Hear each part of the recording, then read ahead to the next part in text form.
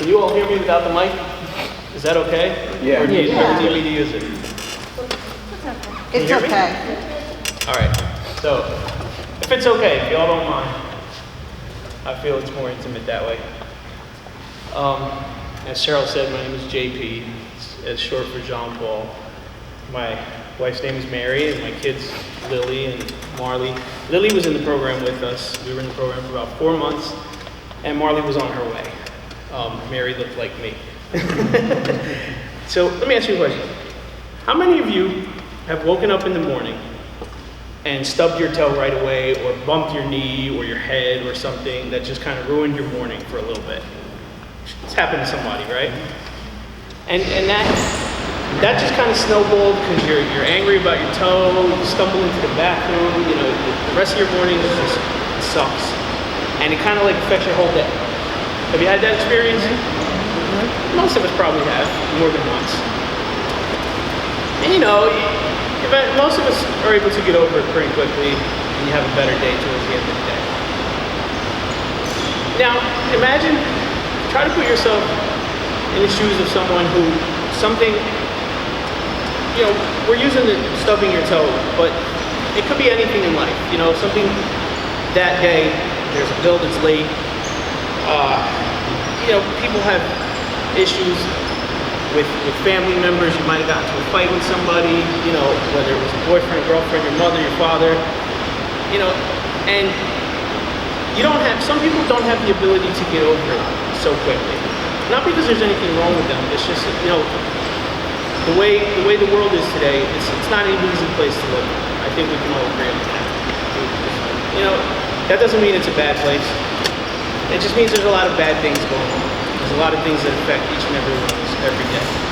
So you take that your morning starting out pretty crappy, times 100 for some people. And that one day that got ruined turns into 2 days, turns into a week, turns into months, turns into years. Because not everybody has, you know, strong family, close friends, you know, for whatever reason. You know, when Cheryl told me to speak, asked me to speak, for some reason I just assumed it was a little bit of an older crowd, and she told me it was going to be kids. And I thought, well, I've talked to kids before, but the subject matter was a little different. And I thought, well, am I going to change what I'm going to talk about? Am I going to keep it the same? And I thought, well, you know, I was a kid once, and I can relate to kids, right? Not the easiest thing in the world as you get older. But I think it's really hard sometimes. Besides the adults here, what's the oldest in here? 16, 17? Am I close? 15? 16, 7? 16. All right, at 16, I had no idea what life was going to be like. I had no idea, you know, I came from a broken home. I'm sure you guys know what that is. You know, my parents were separated. I lived in a poor neighborhood. And as I got a little older, I didn't make some of the wisest decisions. You know, I dropped out of school very early. Didn't get a high school diploma, although I did get my GED right away. And 16 turned into 17, turned into 20, turned into 30. I won't tell you how old I am now. Not too far from 30. And it was that snowball effect from, you know, stubbing your toe that morning, but it lasted years. And not everyone can necessarily understand what that's like, but I think you might have some kind of idea. Just thinking of it in terms of one day, just that morning ruined your day. Just times it, like I said, times 10, times 100. Well, fortunately, fast forward, you know, however many years, till a couple of years ago, when that snowball got really, really big, and just things were just, you know, life couldn't get any worse. And I'm dragging my family along for the ride. You know, it gets to a point where it's okay to ask for help. You know, a lot of times I know we like to think that we can do it ourselves, you know. We're strong, we can get through it, whatever it is, whether it's building a birdhouse or getting through that crappy day or whatever. We like to think we're strong enough, but, you know, a lot of us, it's not that we're not strong enough, but we need help, you know. And it's okay. And a lot of times people don't necessarily tell you that it's okay to ask for help. that it's okay to feel crappy, that it's okay, to have that bad day. Because tomorrow's another day. And when you ask for help and you get it, it makes that next day all that much more easier, all that much better. So, I'm not sure how much of this you can relate to, how much of this you guys understand. I think it seems like you're all pretty smart, and you seem to be able to relate to some of what I'm saying.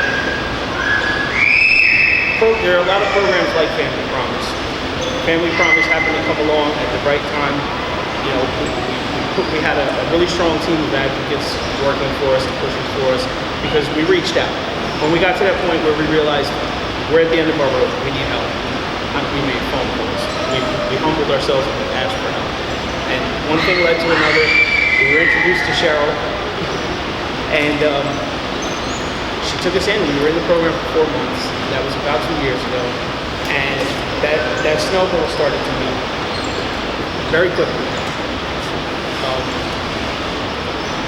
Little by little, at first it was difficult, like we'd never slept in the basement or in the spare room of the church, being fed dinner, being given breakfast, being asked if we needed clothes. That's a humbling experience. It's embarrassing for a lot of people, and some people, like I said, think of those people who aren't good at getting over the stubbed toe. Now think of them being in that really humbling, embarrassing situation. It's really hard to get through for some people. So, one of the things that I wanted to mention, and I'm going to wrap it up, I don't want to take too much time. You guys are, I'm guessing, junior high school, right? Going into high school pretty soon. I think one thing that a lot of grown-ups don't tell you, they tell you go to college, right? They tell you got to get a good education, you can have a good job, so you can raise a family. But it's really hard to tell you guys just how important it is to really do, when you go do things like go to college, like you start working, you start going out and exploring the real world. Do what you love. Do the things that interest you. Do the things that really motivate you and drive you to get through that bad day after you stub your toe. Because that's really the key. That's what's going to get you through that bad day. And when, I'm in college now for the first time. I'll tell you how old I am. I'm 39 years old. For the first time, I dropped out of 8th grade. Now I'm in 3rd semester of OCC as an honor student. Something I never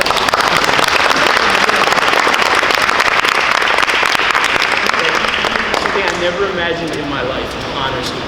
I had a special chair in the principal's office. I'm not even joking. All right? And what I realized is I'm not just in college, I'm not just taking classes and getting a degree, I'm using that opportunity to do things. I'm friends with someone who used to be a mayor in New Jersey. So, I'm friends with all the right professors. I've sat down and had lunch meetings with people who are freeholders. Like, these are things that you guys probably talk about in social studies and you hear your parents talking about. And it may not sound like much to you now. You're worried about playing your sports and music and all that stuff, but please keep doing it. Don't stop. Like I said, follow what really interests you because it's going to get you through that bad day. That's all.